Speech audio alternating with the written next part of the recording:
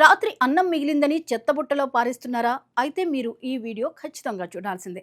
ఒకప్పుడు రైస్ కంచి లేదా పులియబెట్టిన అన్నం అనేది కేవలం పేదవాడి ఆహారంగా భావించేవారు. అయితే ఇప్పుడు ఇది సెలబ్రిటీల ఫేవరెట్ ఫుడ్గా మారింది. రైస్ కంచి అదొక పోషకాల గని. దీన్ని బెంగాల్లో పాంతా బాత్ అని, తమిళనాడులో పళంగంజి అని కూడా పిలుస్తారు. రాత్రి ఉడికించిన అన్నంలో నీళ్లు పోసి ఒక మట్టి పాత్రలో ఉంచి మూత పెట్టాలి. దీన్ని 10 నుండి 12 గంటల పాటు అలాగే వదిలేయాలి. ఉదయాన్నే ఆ అన్నంలో సరిపడా పెరుగు, సన్నగా తరిగిన ఉల్లిపాయ ముక్కలు మరియు రుచికి తగినంత ఉప్పు వేసి బాగా కలపాలి.